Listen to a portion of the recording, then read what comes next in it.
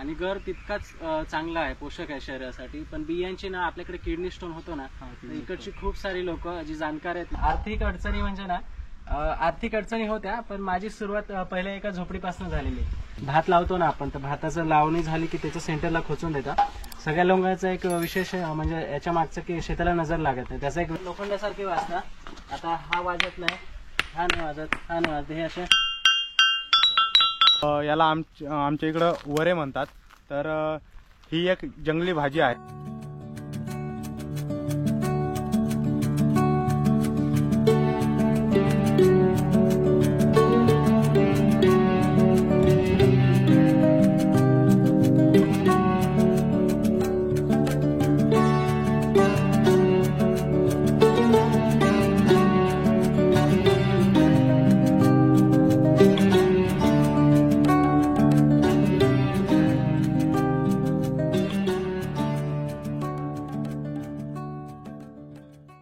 स्वागत आहे मित्रांनो आजच्या एका नवीन ब्लॉगमध्ये. तर मित्रांनो आज आलो आहे मी जी सुरगाण्यापासून 1.5 किलोमीटर अंतरावर असलेल्या रानझोपडीजवळ, आणि हे एक कृषी पर्यटन स्थळ आहे. तर आपण बघू शकता मित्रांनो, मी पोहोचलो आहे आता तिथं. तर आत्ता आपण जी फी आहे ती 10 रुपये आहे, आणि आता आपण एंट्री करणार आहोत.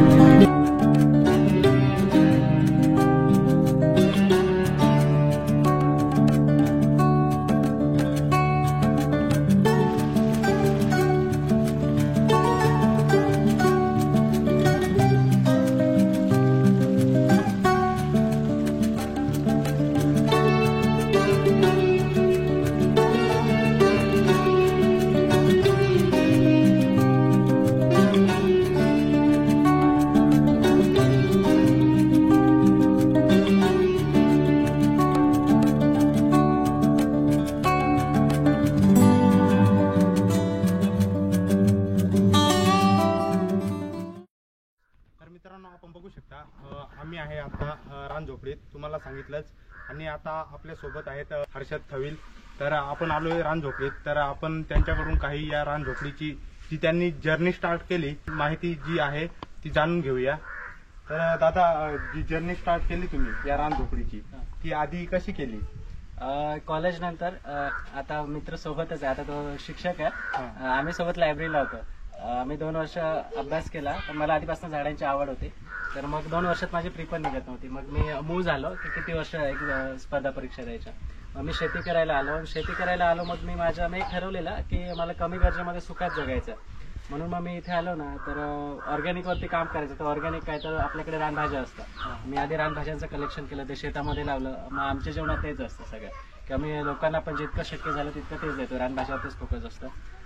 त्याच्यानंतर वेगवेगळी फळझाडं लावली इथे, रानभाज्या लावल्या, औषधी वनस्पती लावली आणि एक असं शांततेचं ठिकाण म्हणून हे तयार केलं. आधी स्वतःसाठी तयार केलं आणि मग लोकांना ते हळूहळू आवडायला लागलं.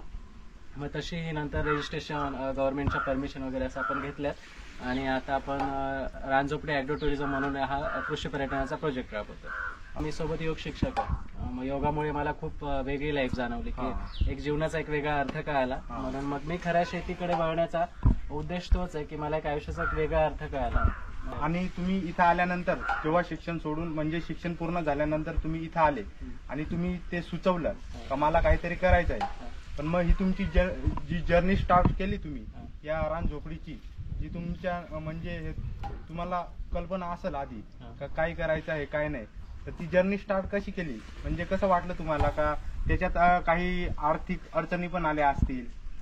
सुरुवात अशी ठरून काहीच नाही केलेली की मला पुढे ॲग्रो टुरिझम सुरू करायचं, असं काहीच नाही. मी फक्त प्रायमरी स्टेजला शेती करायची आणि शेती करून माझं पोट भरायचं. माझा एक असा एक विचार होता की आपण वर्षभरातले 8 दिवस जरी भात लावला ना तरी आपल्या कुटुंबाचा वर्षभराचा उदरनिर्वाह होतो. माझा हेतू तोच होता, फक्त शेती करणं आणि पुढे माझ्या ज्या आवडी आहेत ना त्या मी जपत गेलो. आर्थिक अडचणी म्हणजे ना आर्थिक अडचणी होत्या, पण माझी सुरुवात पहिल्या एका झोपडीपासून झालेली. घरी जे काही जुनी कौलं होती किंवा जुन्या घराची लाकडं होती त्याची मी पहिली एक झोपडी बांधलेली आणि तिच्यापासून माझी सुरुवात झाली. तर मला आर्थिक अडचणी आल्या, पण मी त्याचा विचार नाही केला. मला जे 2 पैसे आलेत ना त्याच्यात मग जो मला नफा मिळाला ना त्याच्यातच एक झोपडीपासून मग मी ते दुसरा जेवणाचा हॉल बांधला. त्याच्यात माझे वर्षभरात इन्कम आलं. त्याच्यानंतर मी स्वयंपाकघर बांधलं. तर असं एक एक एक एक एक एक करत गेलो. त्याच्यानंतर आत्ताच्या स्टेजला आहे ना तर आपलं सिरकोटार एबीआय म्हणून केंद्र शासनाचे कापूस संशोधन केंद्र आहे, त्यांच्यापर्यंत मी पोहोचलो. त्यांच्यामध्ये माझं सिलेक्शन झालं. तर आता हे सध्या आपलं केंद्र आहे ना हे सिरकोटार एबीआयच्या स्पॉन्सर्ड आहे. तर ते आपल्याला आता फंड देतील काही. त्याच्यामध्ये आपल्याला आर्ट गॅलरी, रानवाट, त्याच्यामध्ये जे दुर्मिळ झाडं वगैरे होत आहेत ना त्यांच्या कलेक्शनसाठी. तर अशी आपली एक एक एक एक चांगली स्टेप चालू आहे आणि एक एक सुरुवात चांगली आहे. त्याच्यात सगळं लसणाचा वेल आहे. लसूण वेळ का? पण ना हे पान मी आता इथून खोडून घेतोय. त्या दुसरीकडे फुल आहे ते मी दाखवेल तुला. तिथे आहे ते व्यवस्थित नाही ना. तर स्टार्ट झालं ना. आता आपण काय बघतोय जंगली केळी. आपल्याकडे केळीचे भरपूर प्रकार असतात ना. केरळची इलायची केळी असते, लाल केळी असते. तर आता ही आपली जंगली केळी आहे. हिला इकडच्या भाषेत स्थानिक भाषेत कौदर बोलतात. हिला 5 वर्षातून एकदा फळ येतं. म्हणजे ती जेव्हा परिपक्व होते ना तेव्हा आता ही 2-3 वर्षाची, ही अशी 4-5 वर्ष वाढेल. त्याच्यानंतर ती एक आपण बोललो तरुण होईल. मग तिची कॅपॅसिटी झाली की ही असं फळ देतं. ही हिच्या आयुष्यामध्ये एकदाच फळ देतं. ते फळ दिल्यानंतर ती मरून जाते परिपूर्ण. मग हिच्या बिया पडतात, त्या परत खाली उगवतात. खूप सारे लोक हिचा गर काढून खातात, मस्त लागतो. पण मग हिच्या बियांचा सगळ्यात भारी उपयोग ना ह्याच्यामध्ये 98% फक्त बिया असतात. गर खूप कमी असतो आणि गर तितकाच चांगला आहे, पोषक आहे शरीरासाठी. पण बियांची ना आपल्याकडे किडनी स्टोन होतो ना, इकडची खूप सारी लोक जी जाणकार आहेत ना ती बियांची पावडर घेतात आणि ते पावडर आपण पोटात गेली असे काही दिवस घेतलं ना की तो खडा वितळून जातो. आता याचा फायदा जास्त का डॉक्टरांपेक्षा, तर आपण ऑपरेशन करतो ना मूतखड्याचा, तो जागा तशीच राहते. मग ती भरून नाही येत. मग तिथे परत काही दिवसांनी मूतखडा तयार होतो किंवा किडनी स्टोन तयार होतो. याच्याने काय होतं, याची पावडर जेव्हा घेतो तो खडा जसा वितळतो ना तशी ती जागा आपोआप भरत येते आणि ती प्लेन होते. मग परत तिथे किडनी स्टोन होत नाही. हा याचा एक विशेष फायदा. आपण याची पानं ना जोपर्यंत दिवाळीपर्यंत जेवणासाठी आपल्याकडे गेस्ट येतात ना तर आपण याच्या पानावरती जेवायला वाढतो. मग ही जंगली केळ किंवा कौदर. मित्रांनो आपण बघू शकता ही जंगली केळ आहे आणि आपण नाही का जो मार्कंड्याचा व्हिडिओ टाकलाय सप्तशृंगी गड ते मार्कंडे जो आपण पायी प्रवास केलाय त्या गडावर, तर आपण ही जी रान केळी आहे आपण कौदर पण म्हणतो आपल्या भाषेत, तर ही मोठ्या प्रमाणात तिथं आपल्याला आढळली. हा एक जांभळाचा प्रकार आहे ना. आपण जशी जांभळं खातो ना, काळी जांभळं खातो ना, तसाच त्याच्याच पैकी हा एकदम पूर्ण व्हाईट सफेद जांभूळ आहे. कोकणातला सफेद जांभूळ वॉटर ऍपल तो नाही, हा ओरिजिनल सफेद जांभूळ आहे. आता ह्याला हा मोहर आलाय, थोड्या दिवसांनी याला जांभळं लागतील. ही जी खाली आहे ना ही कोथिंबीर आहे. हे जी दिसते ना ही कोथिंबीर आहे. खाऊन बघा किंवा वास घ्या. मित्रांनो हे आपण बघू शकता पूर्ण कोथिंबीर नाही का, आपण जे भाजी टाकतो कोथिंबीर त्याचा सारखा वास येतो याला. आणि ही ओरिजिनल कोथिंबीर, जंगली कोथिंबीर, ही आसामकडे असते. आणि म्हणजे हे आपण भाजी वगैरे याच्यात टाकू शकतो का? आपण भाजीमध्ये तीच वापरतो आपण. इथं का? हा, आपण हा. जेवढं आपल्याला ऑर्गॅनिक करता येईल ना तेवढं आपण ऑर्गॅनिक करतो. तर आता ही अशी वाटते, आणि हिचं वैशिष्ट्य हे की ही मुसळधार पाऊस पडू दे किंवा काही पण होते, ही खराब नाही होत, ही वर्षभर चालते. आपली हायब्रिड कोथिंबीर कशी, तिला जास्त पाऊस झाला किंवा काही शेदून मरून जाते किंवा ते 1 महिनाभराचं पीक राहतं, ही अशी वर्षभर येते. ही जंगली कोथिंबीर आहे.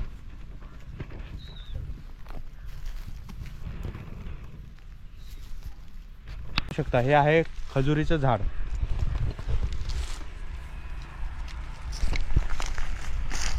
याला जंगली तुळस पण म्हणतात, म्हणजे जंगली तुळसच आहे, जंगली तुळस ना.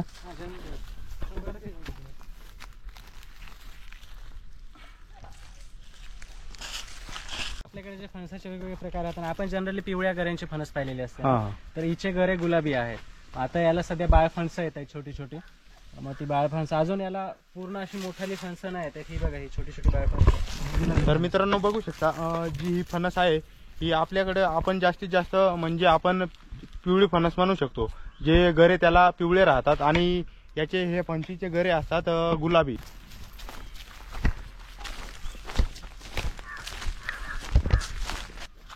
हे आहे ना, हे मँगोस्टीनचं झाड आहे. सगळ्यात महागडं फळ विकलं जाणार आहे, ॲव्होकाडोपेक्षाही महागडं फळ जातं हे. ब्युटी प्रोडक्ट जे असतात ना त्याच्यामध्ये मेन इन्ग्रेडियंट पण हे मँगोस्टीनचं फळ वापरलं जातं. मँगोस्टीनचे वेगवेगळे प्रकार आहेत, त्याच्यापैकी हे फळ जरी नाही आले तरी हे दिसायला एकदम आकर्षक आहे. याला आमच्या इकडं वरे म्हणतात. तर ही एक जंगली भाजी आहे. आणि मित्रांनो, जे आदिवासी भाग आहे ते आदिवासी भागात याचं जास्त प्रमाणात याची लागवड पण केली जाते. आणि हे भाजीसाठी म्हणजे या खेड्यापाड्यात खूप चालणारी ही भाजी आहे.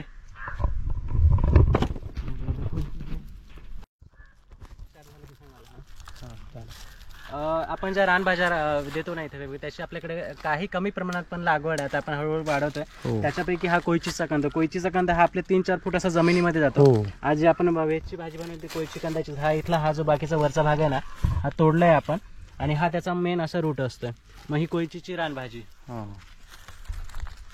तुम्हाला हे आहे कॉफी, आणि हे झाड इथं आहे, हर्षद दादाने लावलंय रानझोपडीमध्ये. तर असं हे झाड आहे कॉफीचं. म्हणजे टेस्ट डायरेक्ट मसाल्याचे सगळे राहते का? मसाले, आता तू खाऊन बघशील किंवा चव येशील, सगळ्या मसाल्यांचा वास आहे. मग हे ऑल स्पाइसचं झाड आहे. कोकणामध्ये याला ऑल स्पाइस म्हणून वापरलं जातं. यांची जेव्हा बिया आहेत त्याची बियांची पावडर किंवा ही डायरेक्ट पानं पण वापरली जातात. म्हणजे मसाल्यासाठी पर्याय. आणि इकडे आता ही बाकीची सगळी बघितलं सगळी कॉफी आहे. इकडे कोको, जो चॉकलेटची झाडं, आपण तिकडे एक मदर प्लांट आहे आपली, त्याची ही रोपं बनवून लावली. ही अशी रानवाट जाणार आहे आता. मग याच्याकडे आपली जी जुनी झाडं होती ना, तोरण, उंबर, वड, पिंपळ, पायर, खडक पायरा, हुम, ही अशी सगळी आपण लावलेत. आणि करवळीचं झाड, जी दुर्मिळ झाडं होत आहेत त्याच्यातलं मी करवळीची ह्या वर्षी रोपं बनवली, ती तर सगळी तिकडनं लावून देऊयात. आणि मग अशी ही झाडांविषयीची सगळी माहिती देणारी रानवाट होईल, पण ती इकडनं होईल. पण तिला आता 4-5 वर्ष लागतील, कारण हे मिरीची वेल, आणि आपण त्याचे पाने पण बघू शकता.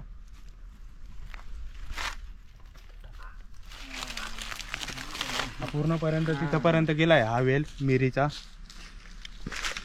हा केवढा आहे, आणि या पानाला पण आपण बघू शकता केवड्याच्या काटे पण लागलेले आहेत मोठमोठाले. आणि इथं आपण बघताय मोठमोठाले पपईचे झाडं, हे गावठी पपई आपण म्हणू शकतो. या पपयांना खूप मोठाले आहेत. ह्या इलायची केळी आहेत, याला ह्या केरळमधच्या केळी आहेत. आपण बघू शकता यांचे पानं पण आपल्या ज्या केळी आहेत त्यांच्यापेक्षा थोड्या अलग वाटत आहेत, आणि खूप उंच झालेल्या ह्या केळी आहेत. पण तर बघू शकता आपण, हे आहे ड्रॅगन फ्रूट. जे ड्रॅगन फ्रूटचं झाड आहे ते आहे हे आपण बघू शकता. त्या ड्रॅगन फ्रूटचं जे झाड आहे त्याला काटे पण लागलेले आहेत, आणि पानफुटी वनस्पती आहे मित्रांनो ही.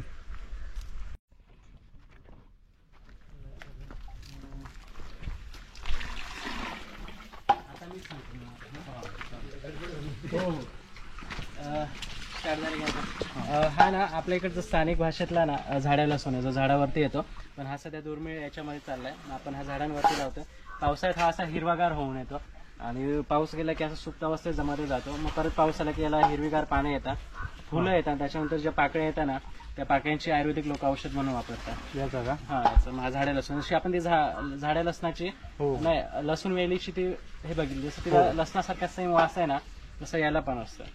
मग हे लसणाचे वेगवेगळे प्रकार असतात. मोहाच्या झाडावरचं वेगळ्या कलरचं फुल असतं असं वेगवेगळे. आपल्या जंगलातला गुळवेल किंवा गरवळीचा वेल आपण सांगतो जो माझ्या हातात आहे ना हा आपण तिकडनं वेचून आणला. हा 55,000वरती चालतो. मेन जी पिवळी कावळी असते ना त्याच्यावरती सगळ्यात प्रभावी. ज्यांचं लिव्हर खराब होत आहे ना त्यांनी हा काढा पिला ना तर माणूस लवकर लिव्हर याचा का? याचा गुळवेल किंवा गरवळीचा वेल. शहरी गुळवेल आणि आपली गरवळीचा वेल याच्यात खूप फरक आहे. साईज मध्ये पानांमध्ये फरक आहे. ही ती गुळवेल. इकडे ही जी वनस्पती आता वाळली आहे ना ही वनस्पती ही आपल्या जंगलात होती आधी. पेवटा नावाची वनस्पती आता खूप कमी प्रमाणात कुठेतरी शिल्लक आहे. भात लावतो ना आपण तर भाताचं लावणी झाली की त्याचं सेंटरला खोचून देतात. सगळ्या लोकांचं एक विशेष म्हणजे याच्या मागचं की शेताला नजर लागत नाही. त्याचं एक वेगळं कारण असं याला हा फुल येऊन जातं ना लाल गोंडा असतं मग ते पावसाळ्यात सगळे हिरवगार राहते मग ते सगळ्यांची नजर तिकडे लाल वरती जाते ते बोलतात. आणि याच्यात ना एक चिकट पदार्थ असतो फुलांमध्ये. मग काही पण अळी टोळी आली की ती आधी बसते. कीटक आले की ते उंच ठिकाणी बसतं मग त्याच्यात ते चिपकले जातं मग ते डायरेक्टली तो तसा फरक पडतो. लोखंडासारखे वाजतात. आता हा वाजत नाही हा नाही वाजत हा नाही वाजत हे असे. तर मित्रांनो आपण बघू शकता हे दगड आहे ते लोखंडासारखे वाजतात. हा फिशबोन कॅक्टस आहे.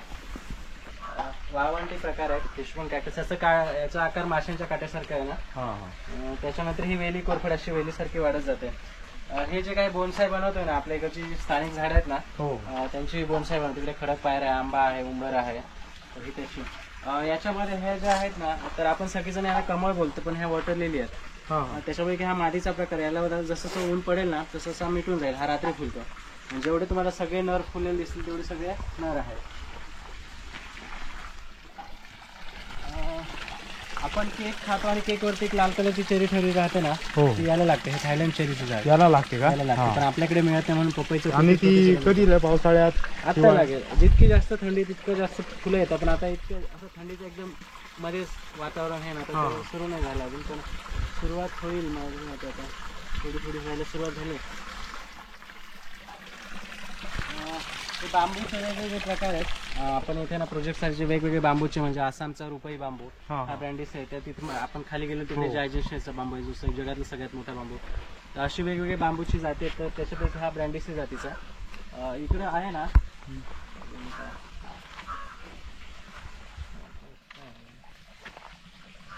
साप आहे काठ्या नाही रे मोठा काठ्या नाही रे देवड्या आहे पाण्यातला देवड्या. हे झाड आहे ना हे कोकोचं झाड आहे. जगभरातलं सगळं चॉकलेट हे झाडापासून बनतं. याला जी फळं लागलीत ना त्याच्या बियांपासून चॉकलेट बनतं. हा बोलला का चॉकलेटचं झाड आहे म्हटलं कसलं चॉकलेटचं. यांनी व्हिडिओ बघितला असेल ना रात्री. हे अननसाचं आता हे लहान अननस आहे ते मधून हे का अननस.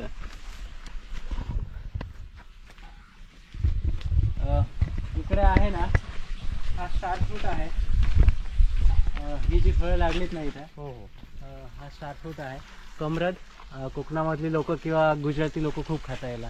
याला खाता गुजराती लोक जास्त खातात बरोबर. त्याच्यानंतर इकडे ना हे हा वाळवंटी झाडांचा थोडंसं वाळवंटी झाड आहेत सगळी. कॅक्टस फॅमिली मधली सगळी वाळवंटी झाडं. आणि हा जो प्रकार आहे ना हा असा वॉटर लिलीचा प्रकार आहे पण जगातलं सगळ्यात छोटी वॉटर लिली. दिवसाला ही अशी सगळी फुलं फुलतात संध्याकाळी महाल होऊन जातात. त्याचा क्लोजअप नाही गेला ना तर फोटो असं दिसायला आकर्षक दिसतं कापसासारखं एकदम फळ.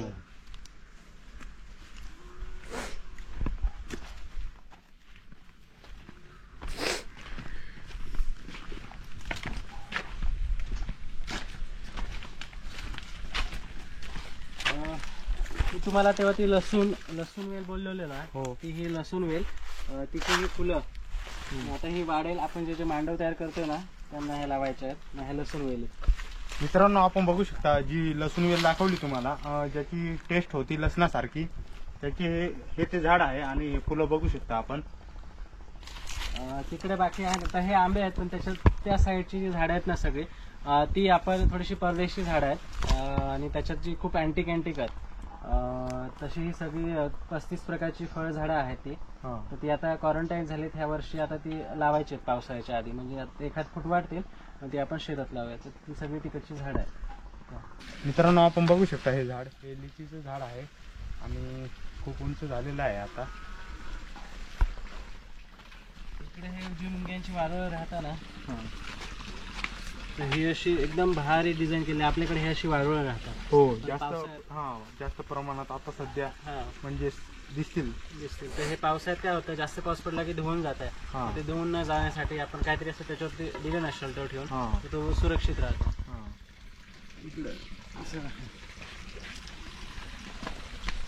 इकडे ही आता निवासाची व्यवस्था करतो कौलारू घरांची. हा. हा जो प्रोजेक्ट आहे, मी तेव्हा तुम्हाला जसं बोललो ना, सिरकुट अरेबिया फंडेड प्रोजेक्ट आहे आता हा. सध्या झालेला.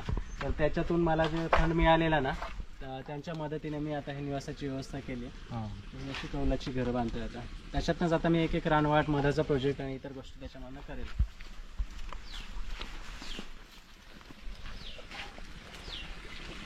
आता इथला ह्या झाडाचा विशेष हा जो आहे ना, हा खडक पायरा आहे. आपल्याकडे खडक पायऱ्याचे 3 प्रकार आहेत. हा, पायऱ्याचे आंबू 3 पायर, खडक पायर आणि काळा पायर. तर हा पिंपळासारखी पानं असतायची, पण ह्या झाडांचा विशेष आहे की ही झाडं खूप ऊन असलं ना उन्हाळ्याच्या दिवसात, की हे झाडं पाणी शिंपडतात हळूहळू असं थोडंसं. या झाडांखाली आपण गेलो की गारवा जाणवतो आपल्याला. किंवा याला जी फळं लागतात ना, तर ते पक्षी वगैरे खूप खातात, आपण पण खातो. त्यामुळे हे असं खडक पायरं झाड हे आता थोडंसं कमी दिसायला लागलं, जंगलामध्ये कुठे कुठे आहे, पण मग हे लावायला पाहिजे. म्हणजे ते खडकावर पण हे येतंय ना, खडकावर जरी असलं ना तरी तो जिवंत राहतो. पिंपळासारखं. हा, हा, पिंपळासारखं. पिंपळा वडासारखं. हा. हा खडक पायरा त्याची. बाकी हे कोणते बांबू आहे? वॉटर बांबू, वॉटर बांबू का? पाण्यातला बांबू आहे हा. हा. असा एवढाच वाटतो, पण हा शो साठी दिसायला भारी आहे. हॅलो,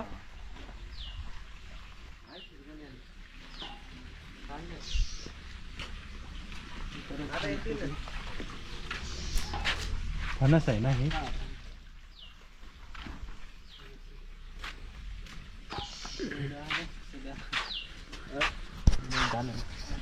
तर मित्रांनो, चांगली माहिती दिली हर्षद दादाने. तर धन्यवाद त्यांना. तर मित्रांनो, हर्षद दादांनी सगळी माहिती दिलेली आहे. आणि कसा वाटला व्हिडिओ आवडला असेल तर लाईक करा, सबस्क्राईब करा आणि बेल आयकॉनवर क्लिक करा आणि शेअर करायला विसरू नका. भेटूया अशाच एका नवीन व्हिडिओमध्ये. जय हिंद.